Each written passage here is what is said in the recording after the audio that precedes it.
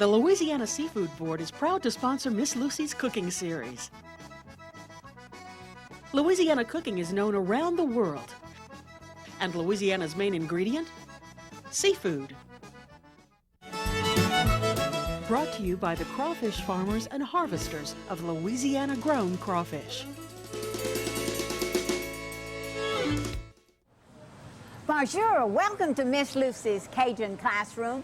I'm your host, Miss Lucy, and your teacher. Today, I'm in the wonderful city of New Orleans, darling, and I'm at the French market where I'm gonna pick out all that wonderful fruit for that delicious fruit salad I'll be making. Allons à l'école, chat.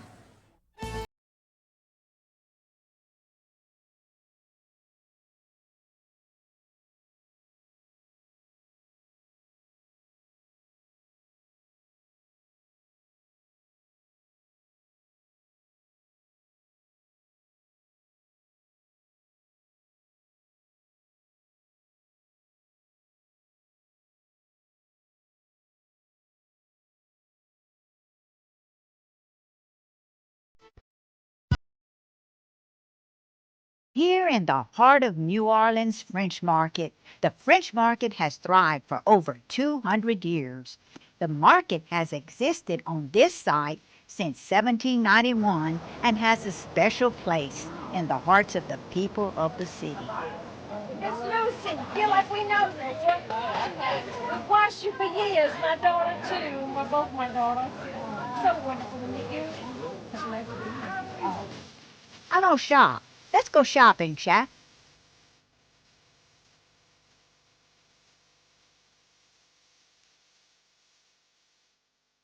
Well, now that we've picked up our beautiful fruit, I want to show you how to make a delicious fruit salad with these gorgeous fruit. Very good. Look at this. These cherries are beautiful. I think I'm going to try one of these. Gotta taste them, you know. Very good. All right. Gotta get my bananas. They say bananas don't grow on trees, but look at this. This is a banana tree. Gotta have one of those in every kitchen. We're gonna start off with our oranges, okay? Cut the ends off. This is the simple way that you can peel an orange. Very quick and easy. And it's just saves all your juice. And you'll peel it with the smaller knife, see. Good. Get the peelings off. Okay. Ooh, look how juicy they are. Wonderful. It'll be good in the salad. Can't have a good fruit salad without a good orange. My mother-in-law made the fruit salad at every Christmas that we had. That was her job. And of course, I've learned a lot from her. And my mother now made fruit salad also. And this is a new version that I've got because I've got a new special dressing that we'll be making after we get all our fruit cut.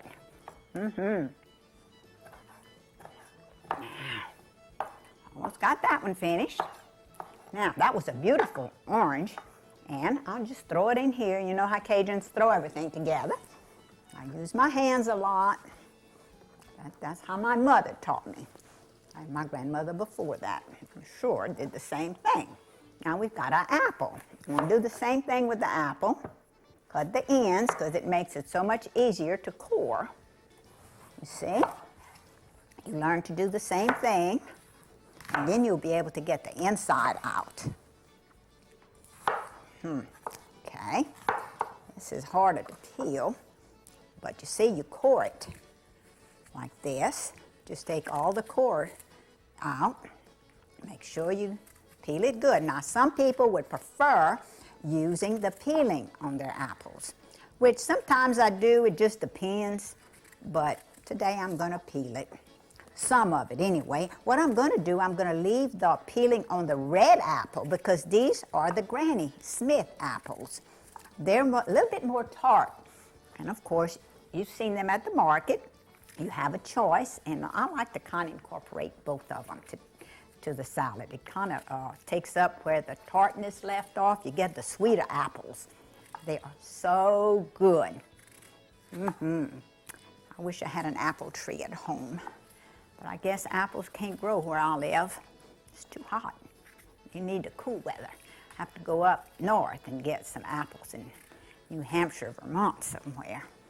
So, well, of course, these can be picked up at your local store. Usually they come all year round because fruit is so accessible now with the chain stores and all. Okay, you just chop them up, or you can leave them sliced. Doesn't matter. I'm going to make my salad a little chunky today, and sometimes you can just do it any way you want. That's what Cajun cooking is all like. It's all about just whichever you prefer. Yep, this is beginning to look and smell so good. Nothing like fresh fruit. The next thing I'm going to do is get my red apple. See how pretty, luscious looking? Very good. Okay. Cut it just like we did the Granny Smith apple. Core it out. See? Like this. Now, I told you I was going to leave the peeling on this, so I just wanted to show you how to do these. And I'll core this one, but I'm not going to peel it. I'm just going to go ahead and leave it with the peeling on because it adds color to your salad. Of course, you never can have too much red in anything. You know, red is my signature color, so I like red. Seems like a person always feels better when she's wearing red, and it brightens up your day. So, there you go. Throw that in the, very good, got that. See how it brightens up the salad? It's not so dull. Of course, if you have good eye appeal, I guess it does taste better. Now, this is a beautiful pear. This is the fresh pear. Of course, I'm going to peel it like this. And now I'm going to use the canned pears also today.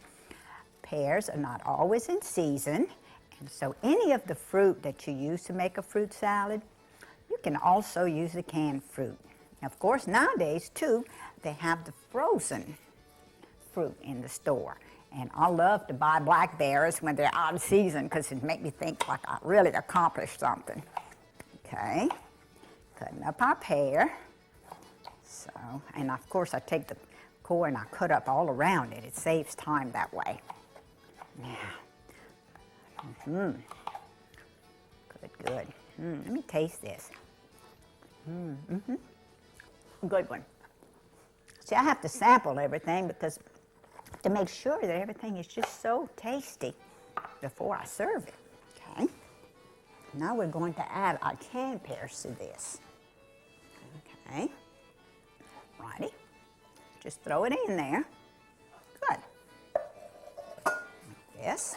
Mix it up. Yeah, that's about enough. Now, in order to keep our apples a pretty color, you add lemon juice to it. Because that way, the lemon juice will keep the apples, and bananas, by the way, from turning black.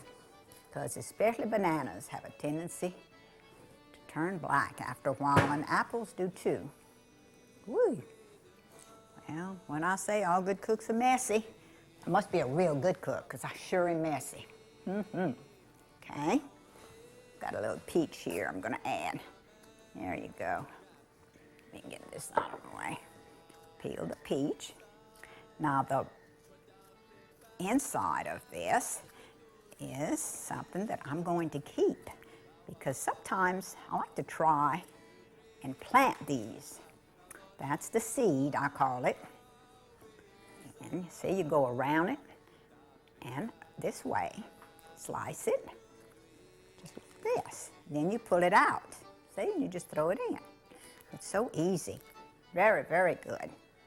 See, there's your seed, but you don't want to add that to your, you don't want to add the seed to your salad.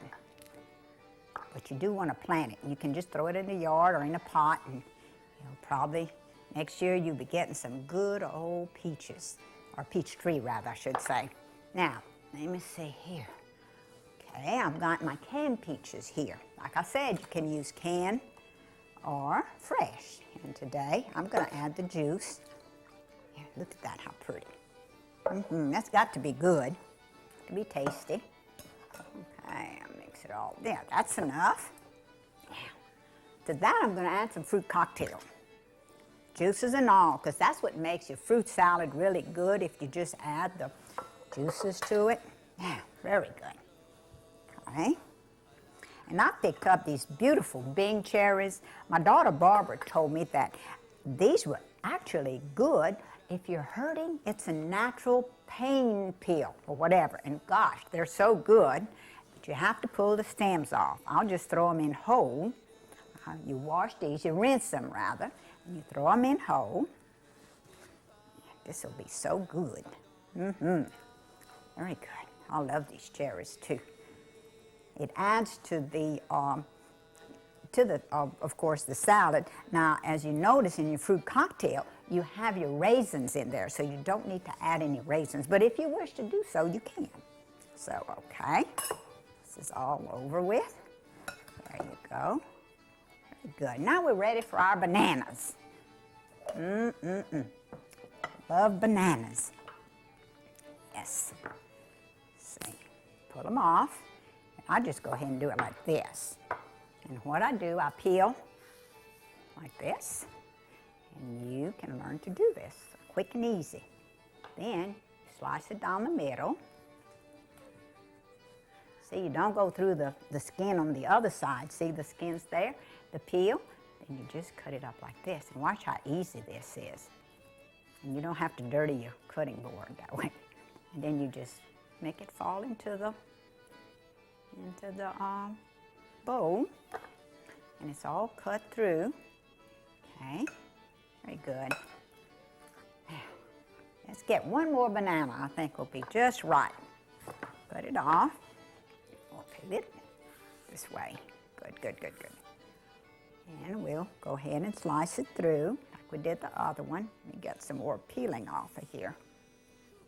Sometimes it just don't work like you want it, which most of the time, but the taste is really there. Doesn't destroy the banana taste. Wonder monkeys love these things. Guess I'm part monkey. Okay, bananas and ice cream are good too. Fruit and ice cream is good. All right, just very good. Now, all righty. Now to this, what I'm going to do is I'm going to add some sugar.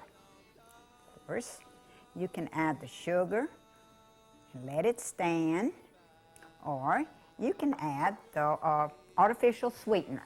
So we've got the fruit salad made, all in the bowl. So what I'm going to do, I'm going to take it over to the stove, and we're going to make a different salad dressing with this. This is going to be a special fruit salad. All right. I learned to do this while I was in high school. It's a very special. You heat up your peach syrup. You can use any syrup that you want. Heat it up, and to that you add egg yolk, just egg yolk. Very good. Yeah. So make a good dressing, and the egg will cook in there. You add your lemon juice, which helps cook the egg, by the way, and it helps thicken it. There's a little salt, and of course, a dab of sugar. You notice I didn't measure, but it's according to taste, really. So, okay, let me put this on high, and we'll get this heated. You cook this till it's really starts to thicken. Here we go. Very good, and it's starting to thicken. You don't want it to get lumpy and cook. You want it just to thicken. Okay. Now you turn your fire off and touch a paprika. And whoever heard of paprika in a fruit salad? Well, I don't know. That's what the recipe calls for. Then, in order to help the salad, you just pour it right over here. And you mix it all together. And you let this refrigerate for about an hour. And oh, all those flavors are gonna come together. And honey, that'll be great. That can be very good with any meal. Of course, today we have another special dish. Now that we've got our fruit salad fixed, let's go on to the next one. Now that I've got my beautiful soup bones for my meat and vegetable soup, we're going to season them. And salt, excuse me, my grandmother's salt shaker works real good. And pepper, of course, so stand by, which is what my mother always seasoned with, and which I carried on that tradition. And pepper sauce, Louisiana pepper sauce. All righty, season them real good, because you're going to have to boil this, and the water's got to have a lot of seasoning in it with your vegetables. Now you kind of rub it in, pat it in real good, okay? Yeah, all righty, very good. Look how pretty that is. I love to use soup bones because that's what Mama always used, but it's not always available. So actually you can use just stew meat if you don't have the soup bone, or cut up beef meat is what I use. So I'll just put my beautiful soup bones in the pot. Okay, you put them first. This is so quick and easy, and it's so delicious. I'm gonna add some onions to this. So this is how you chop up. You just got chunky onions. This is one of those chunky vegetable soups that I use in the wintertime and even in the summertime. This is celery. And of course, you julienne your bell peppers. You just throw some julienne bell peppers in here. Okay. This. And you add some beautiful little carrots. Ooh, this is going to be so good. Well, let's just throw them all in. What the heck? Okay, and then of course some wonderful Oak Grove tomatoes, which is real fresh and very good. Now you can use the stewed tomatoes in here if you want to. I like a lot of tomatoes in my soup. Now some people don't. You can even add corn to your soup if you want to. Now last but not least is wonderful potatoes. These are red potatoes, and you cook it all together.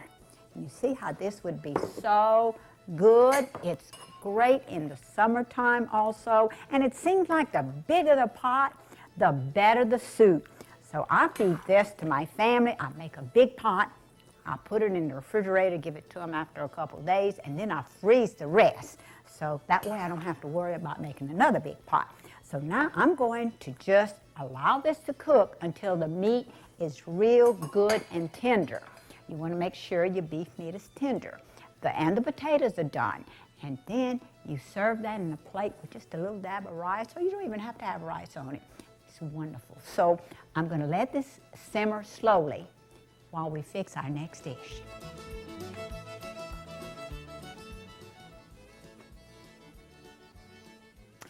I've got these gorgeous pork chops that we will be making pork chop jambalaya with today. I've already seasoned them with salt and pepper and hot sauce. So just for time element, however, I've taken these chops that, well, some that were just like these, not these, but these here in the pot, I've already browned them. And just to teach you how pretty and brown they should be, this is what they should look like. And actually, once they're brown like this, you go ahead, let me raise my fire up. All Cajuns raise their fires. All righty, you see how brown they are? This is how they need to be. Brown. You put them on an absorbent towel, paper towel. See this? They're brown real pretty. You need to do this real good because they'll leave that gratin on the bottom of the pot, which is very, very important to the taste of your jambalaya. So here also I had browned some sausage. You can also use some andouille. This makes it oh so tasty, gives it a wonderful flavor. Now to this, I'm going to add my onions, of course. Here we go with the Trinity. All Cajuns cook with it. And of course you got to know how to make a roux. If you do that and you use onion tops, bell pepper, and celery and onions, you can cook Cajun. just like I do. This is your chopped up, and the finer you chop it up, the better it is, because the flavors will be all absorbed. You see, you mix all this together. You saute this real good. Boy, you ought to smell this. Well, I've oftentimes said we need smell-o-vision, but I think we also need taste-o-vision. That would be so good if I could just share this with you. But you know, you can fix this, so just watch carefully and learn quickly. This is so easy to fix. Now, this is how you saute your onions, bell pepper, and celery in here. Now, after they're sauteed, we are going to take these beautiful chops again, add them to this, and let that cook some more, because you want to make sure that your pork is very well cooked, and that's very important. So you just go ahead, add this to your pot, and what you'll need is just a dab of water. Of course, my little old dinosaur here is going to help me pour just a dab of water in here. See, just to get that gratin out of the bottom. I know you're going to learn how to make this real soon, because it is so tasty. So you just go ahead and you saute it all together. All those flavors are going to blend in. You'll make like a good sauce in here, kind of like a gravy. So then after this, of course, last but not least, you have your cooked rice. This is beautiful long grain rice, which I have cooked before. I like to cook the rice, well, either that morning or the day before, because actually it needs to be refrigerated. So refrigerate your rice now, because it keeps it from getting soggy or mushy. You want to make sure that your kernels are loose. And this is how I have learned to do this, because I had mushy jambalayas, and you don't like a mushy jambalaya. So you have to make sure that all of this comes together in due time, and of course it does. Is that quick and easy? But you make sure your pork chops are well done, and browning them beforehand really helps. And actually, you get them to kind of cut them up very thin. You don't want them thick, not like you're going to fry pork chops. And this is your onion tops. So see how pretty that's going to be? And oh, so tasty. My mother used to always cook this, and I'm trying to teach little Lucy to fix this. Oops. Oh, well, here we go again. Throwing rice all over. Think I'd be at a wedding somewhere. Oh, well. But this rice is just really very, the grains just fall apart. They separate real easy. So now what I'm going to do here is that I'm going to let this simmer for a while. And you know, I taught you how to make that beautiful salad, the fruit salad. And actually, I've been waiting to put my cherries in it, because sometimes these cherries kind of like, they bleed, so to speak. So just to avoid that, I wait till just before I eat the salad, and I add the cherries to the fruit salad. Okay. Oh, and the cherry juice is pretty too, though. Let's just go ahead. It gives it a different flavor to this. Man, I can't wait to get my plate filled with this. That wonderful soup and the jambalaya and the fruit salad. Now, this is about done. So you just see how it's just gorgeous, and it'll be very, very tasty. I bet my cameraman's mouth's watering already, huh, Rex? Yeah, so this is so easy to fix. See, once you brown your chops and you throw them in there with your onions, bell pepper, celery, and rice, just mix it all together. I'm going to check my soup, and I see it's boiling, but you know, I think it's done. And actually, I've completed another pot of soup, and I put it in this gorgeous tureen, which my daughter Melissa gave me for my 29th birthday last week. And that's why I wanted to put the soup in this gorgeous tureen in fond memory of her. So, of course, my 29th birthday. And look, this will be so good. Yum. Can't wait to set my plate. Well, before I enjoy some of my delicious jambalaya that we prepared today, I want to share this wonderful letter from Diane Farr in Collinsville, Alabama. Diane writes, I love your show. Makes my mouth water and my stomach growl. Wish I lived close to you. I would love to sample some of your wonderful cooking. Keep up the good work.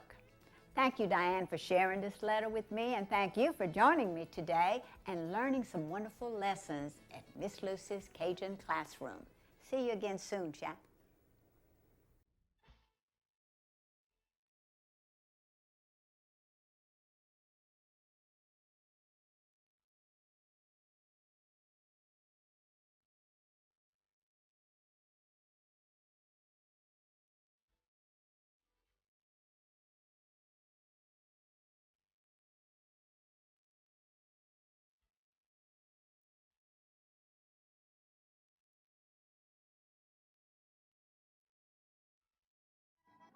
The Louisiana Seafood Board is proud to sponsor Miss Lucy's cooking series.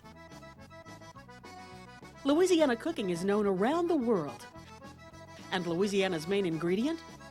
Seafood.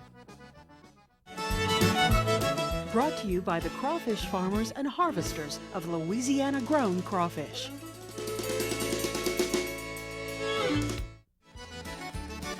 To order Miss Lucy's cookbooks, please send check or money order to the address on your screen or call toll-free 1-800-257-5829.